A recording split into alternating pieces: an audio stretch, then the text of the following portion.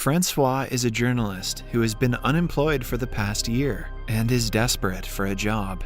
At the beginning of the film, he walks into France Herbault Media Company, hoping to be appointed as a field reporter. He meets the editor-in-chief, de Blanac, who immediately comments about his beard. The president of the company, Pierre, is a picky man and needs everything to be just right, from his morning coffee to his employee's appearance. According to de Blanac, if Francois meets the president with a full face of beard, he will be fired before being appointed.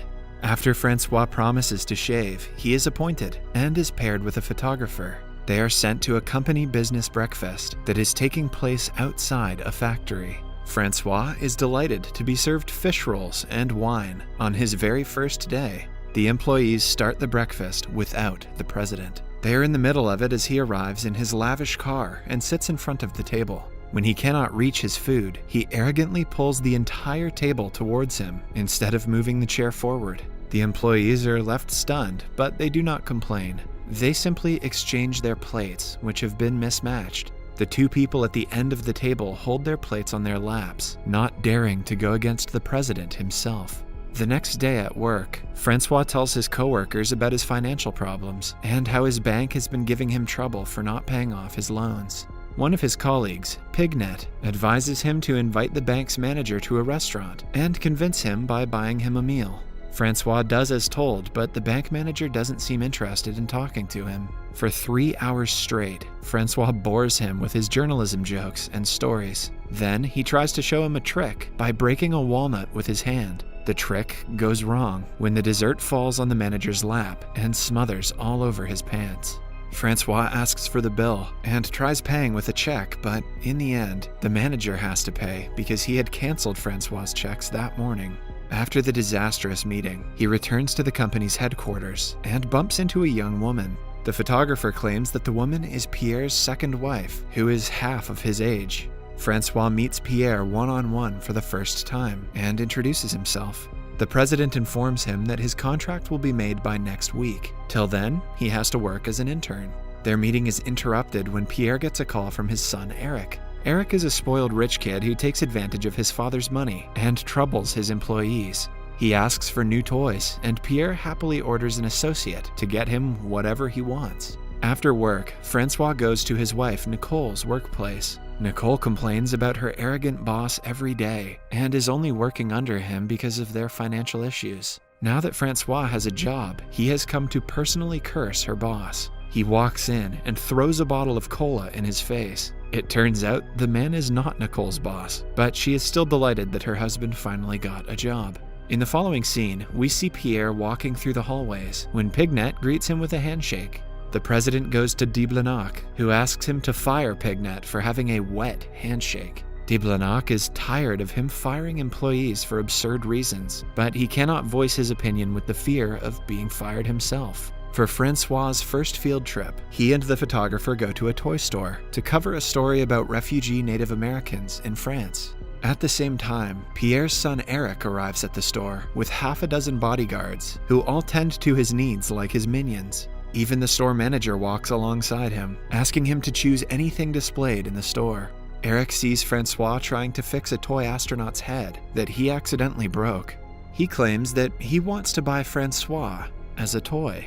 At first, the manager tries to explain that Francois is not for sale because he is a human. However, Eric is persistent and stubborn about what he wants. If he doesn't bring Francois home as his toy, Pierre will be mad at the manager for upsetting his son. So, with no way out, he tells Francois about Eric's wish. Francois thinks he is joking, but when the manager insists, he reluctantly agrees. Eric asks him to be put in a crate and brought to his house like a normal toy. Francois refuses to be locked in a box and walks away, but he has to stop when the manager tells him he might be fired and blacklisted by Pierre. At last, he agrees to be the kid's toy, but only for the night. That evening, he is shipped to Eric's playroom in a crate. Pierre finds out about his son's shenanigans but doesn't stop him. Instead, he asks Francois to stay in the mansion for a few days until Eric is done with him. He promises to manage everything at work and even provide him with luxurious accommodation while he is there. The president is willing to go to extra lengths to please his son, which is insane to Francois. But when he retaliates, he is threatened to be dismissed. Francois accepts defeat and agrees to stay there for a few days.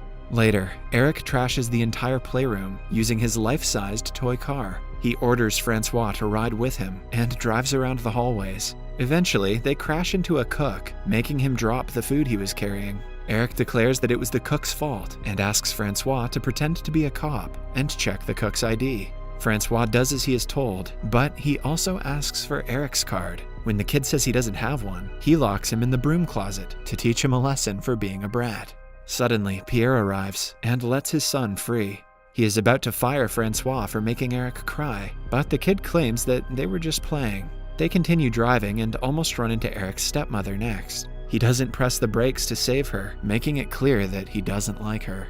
When he is done playing, Francois asks him why he is doing all of this. Eric refuses to talk and instead challenges him to a foosball match. He even says that Francois will be let free if he wins. In the first few rounds, Eric wins easily, but then Francois takes over and wins the game. Eric refuses to accept his defeat and ignores Francois after losing. Having had enough, Francois calls him a spoiled kid and claims that he should get a good beating from his father. Eric doesn't react to his harsh words and just asks him to stay. Following that, he forces Francois to ride a horse, even though he knows nothing about the sport.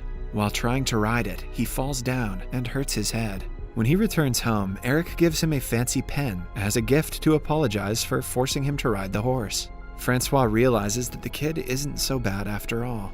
Following that, they play inside the bathtub and have fun together for the first time. Francois also meets Eric's stepmother, who isn't delighted about his presence in the house. At night, Francois is made to wear the same pajamas as Eric. The maids bring a bed and other necessities for him to the playroom so he can stay comfortably as a toy. Francois is about to have dinner, but it is ruined when Eric jumps out from under the table and drops most of the food. He apologizes and asks him to eat a pie that is still on the table. Later, Francois meets the stepmother in the hallway. She promises to do whatever she can to send him back to his family. She even invites him to a room to meet Pierre. However, when Francois enters, he stands in front of a dinner party in his tight pajamas. The woman makes fun of him in front of everyone, and a humiliated Francois runs away. He refuses to stay in the house for another second, but Eric still orders him to do as he is told.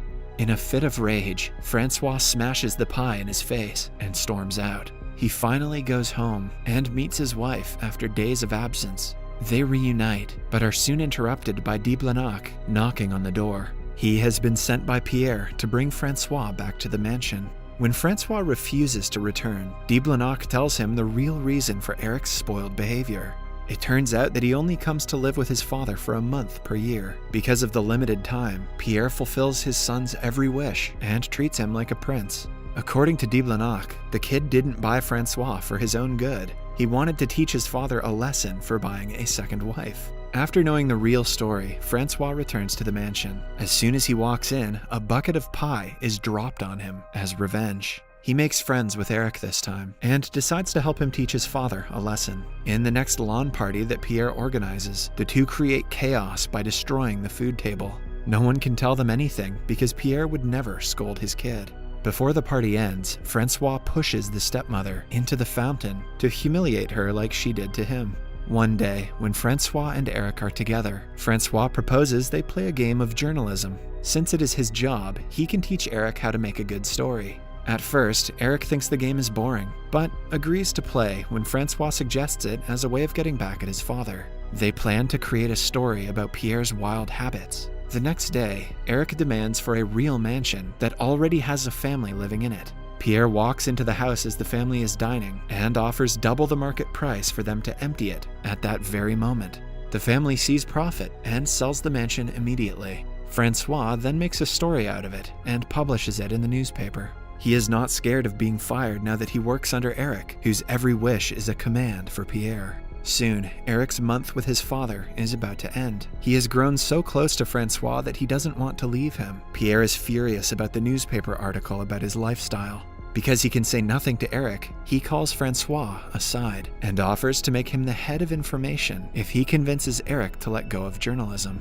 Pierre is also mad because Eric obeys Francois more than he obeys his own father. Francois tells Eric about his father's offers, and the kid happily agrees to stop writing stories for his sake. However, something doesn't feel right to Francois. He knows that Pierre's behavior towards his employees needs to be called out. Hence, they decide to publish one last newspaper article using a house printer and distribute it among the employees. The following morning, de Blenock finds out about the article, but it is too late as all the employees have already read it. Pierre orders him to collect all 50 papers that have been published in half an hour. He also scolds the employees for wasting their time reading the paper, but they have collectively started to protest against him. When he returns home that day, he is beyond furious. He asks Francois to go back home and never return to Eric's life again. Francois asks to see the kid for the last time, but Pierre doesn't allow it. Later, Pierre and Eric are on their way to the airport when Eric runs away to meet Francois again. Francois is informed about this and waits for the kid outside his house. They reunite, but Francois is not happy about him running away all alone. He asks the kid to return because he has no money and no job to take care of a child. Still, Eric wants to be with him. Pierre arrives a few minutes later, and Francois forcefully gets Eric inside the car.